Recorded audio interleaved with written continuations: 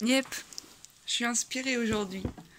Je suis un petit peu fatiguée, alors ça se peut que je rigole. Du coup, ouais, je voulais aussi partager quelque chose avec toi qui me semble assez important parce que je l'observe en fait dans le cadre de mon travail et j'invite à la vigilance quand même. En fait, ce dont je vais parler, c'est tout simple, c'est le rapport au temps, mais pas comme dans le rapport au temps dans le processus de la transformation, de la guérison.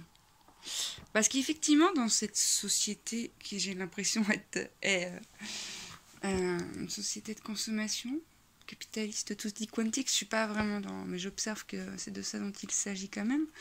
Bah, j'ai l'impression qu'en finalement, en fait, il y a beaucoup d'individus qui n'ont pas de temps, parce que esclaves d'un système qui leur correspond pas, mais ils sont pris dans l'engrenage et hum, du coup, dans cet espace-temps qui est pas vraiment ouvert. Pourquoi t'es passé tout sombre, toi? Je sais pas. Ouais. Eh bien quoi? Oui, dans ce truc-là, cette course à la montre, il n'y a pas d'espace pour juste se poser avec soi. Et même quand il y a un espace où il n'y a pas de travail, d'enfants, d'activité, il y a toujours du faire. Tu prends ton téléphone, tu prends ton bouquin, tu dessines. Et tout ça, c'est cool, mais ça reste dans le faire, en fait. Et t'alimentes ta créativité. C'est ok de nourrir ces espaces-là, mais il est aussi, en fait... Voilà, les méthodes PIT, c'est aussi les polarités. Donc, trouver l'équilibre entre je fais et je suis. Et quand je fais, je suis. Et quand je suis, je fais. Attends, je suis pas sûre d'avoir suivi ce que je viens de dire. Non, mais manière de dire qu'il est vraiment primordial de ne rien faire, en fait. De laisser le corps au repos, consciemment, pour lui ouvrir un espace d'intégration. En fait, là je m'égare un peu, mais dans cette course-là au temps, les gens ils recherchent quelque chose d'immédiat. Tu vois, du plaisir immédiat, de la réussite immédiate pour combler un vide.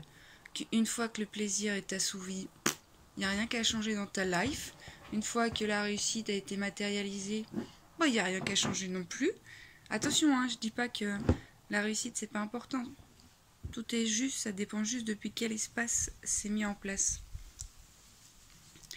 Et en fait, j'observe qu'il y a beaucoup de gens qui ont conscience du coup de leurs blessures, qui savent intellectuellement expliquer le mécanisme. Ça, c'est des personnes, c'est intéressant. Hein, moi, j'adore les accompagner, mais du coup, plus t'en sais, moins t'es présent dans ton corps. Quand même, il faut vraiment prendre en considération que c'est un petit peu un piège, la connaissance, quand elle drive tes comportements, tu vois. L'intellect. Ah ouais. Du coup, redescendre dans le corps, ça prend déjà du temps. Même dans le cadre thérapeutique, si tu ne sécurises pas le corps de la personne qui est en face de toi, tu n'auras accès à aucune information. Mais vraiment, hein. Enfin moi je vois, hein, la personne elle peut arriver en tension du feu de Dieu, à me parler de tous ses problèmes pendant une demi-heure, et puis hop, ok, ferme les yeux et installe-toi dans ton corps. Moi, je la guide pour vraiment qu'elle puisse sentir son corps dans chaque partie de son corps, vu qu'elle est tellement là-haut qu'il faut vraiment la rappeler qu'elle a des pieds, des genoux, des jambes, un ventre, un dos, pour vraiment sécuriser le corps de par la cohérence cardiaque avec un accent sur le sentiment de sécurité.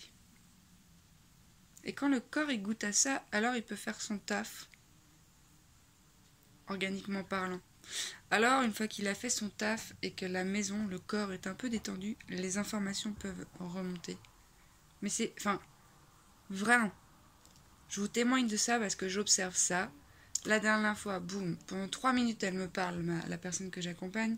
Bien sûr qu'on peut en parler pendant 1000 ans de ton truc. Il n'y a pas de souci, on peut le retourner dans tous les sens. On peut même tac, tac, tac. Mais moi, c'est pas ce qui m'intéresse. Du coup, vraiment, je dis ferme tes yeux là, s'il te plaît.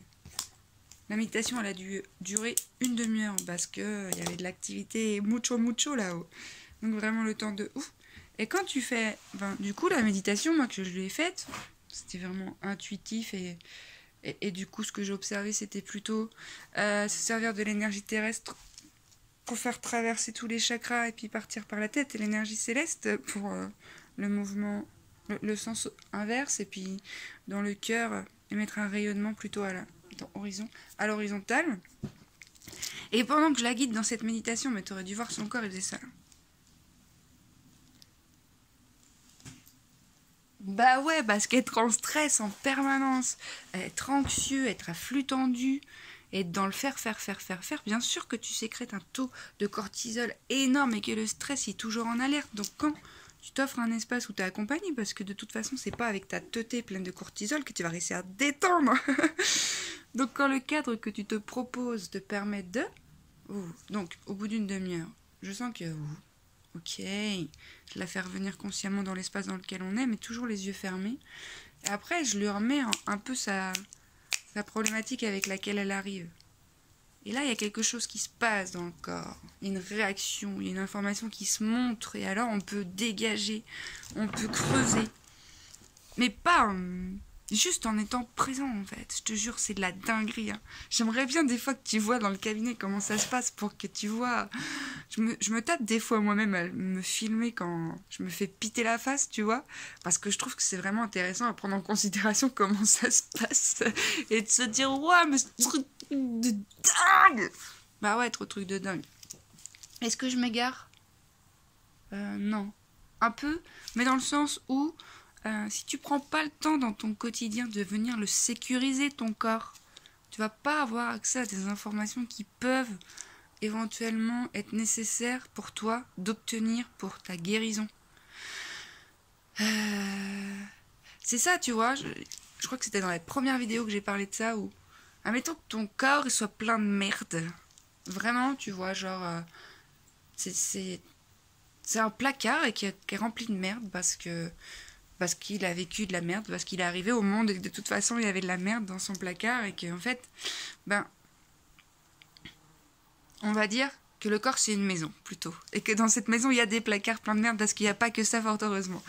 Et qu'au final, c'est comme si t'essayais de ranger d'autres choses dans ces mêmes placards alors qu'ils sont full of shit. Ça peut pas, ça peut pas, c'est pas possible.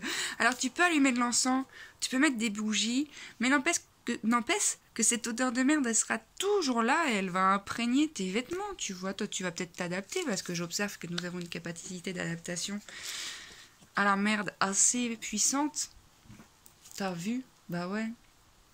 Mais en fait, il est possible vraiment, en utilisant le corps à bon escient, la présence aussi, la conscience et le temps de créer une autre réalité intérieure. Mais c'est plurifactoriel pour accéder à une guérison, c'est vraiment prendre soin de son corps physique, prendre soin de son corps émotionnel.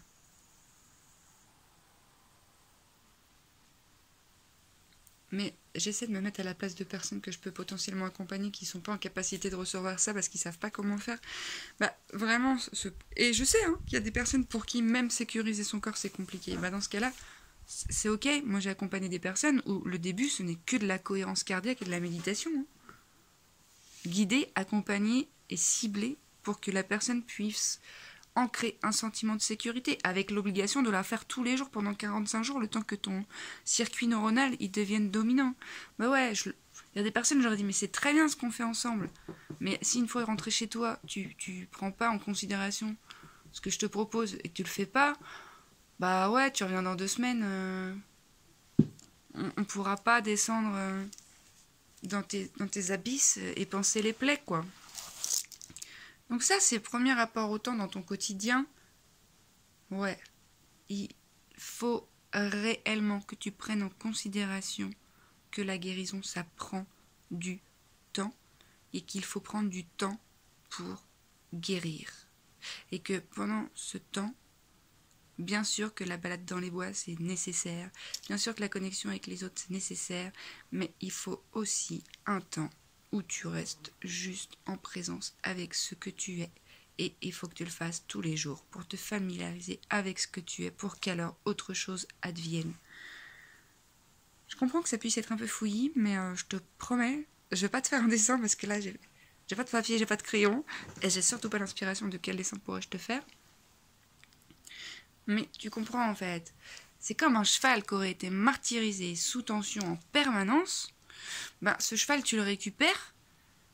Tu vas pas le monter en 2, 2, 3, tu comprends? Faut que tu le sécurises, faut que tu te rapproches tranquillement. Peut-être ça va te prendre 2 semaines, 3 semaines, 6 mois, j'en sais rien. Tu vois, progressivement, pour qu'il se familiarise avec ta présence, pour qu'il associe le fait que quand tu es là, en fait, il n'est pas en danger. Mais ça, comment il le sait?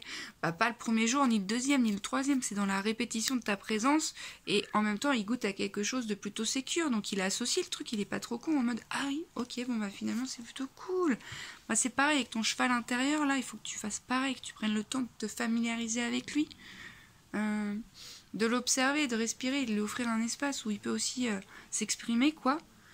Et je crois que, clairement, hein, je suis désolée, mais il y a beaucoup de feignants dans ce processus de la guérison. Il y a beaucoup de personnes qui pensent que, boum, chaud patate, allez, 2-3 séances, et puis boulette, quoi.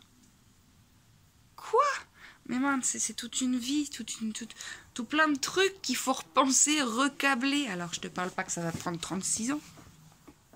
Ah, bah voilà.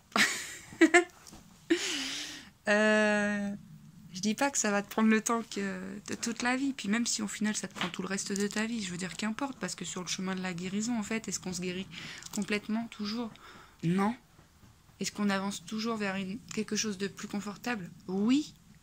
Alors voilà, tu vas faire 2 pas en avant, tu vas en faire un en arrière.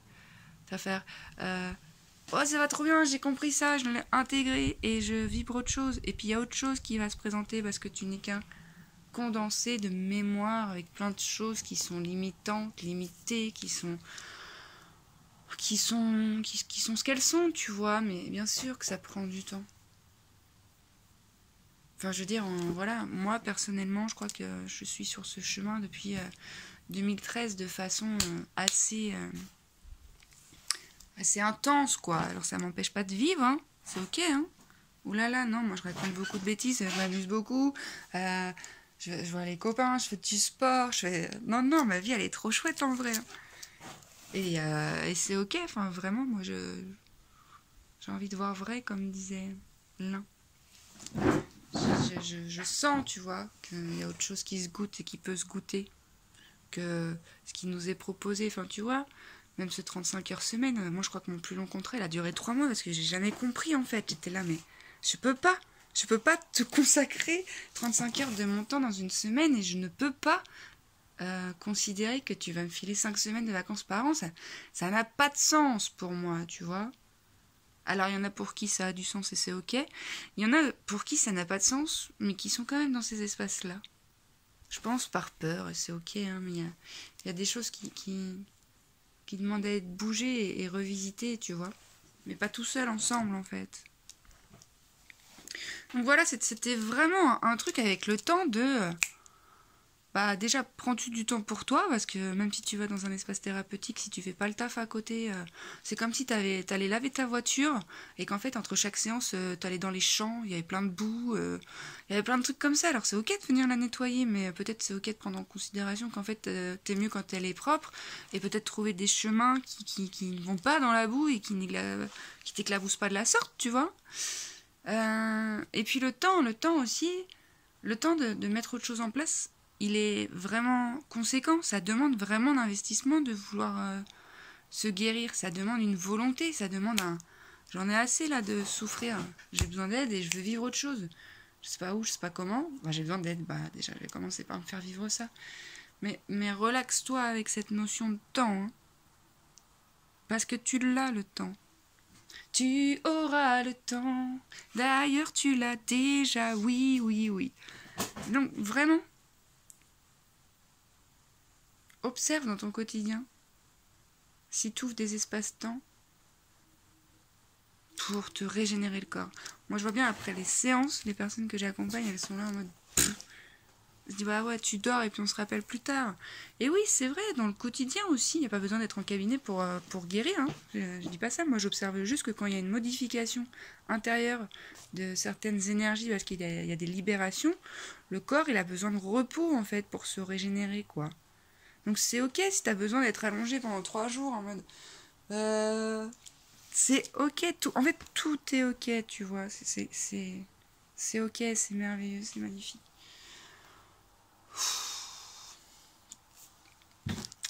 Donc voilà.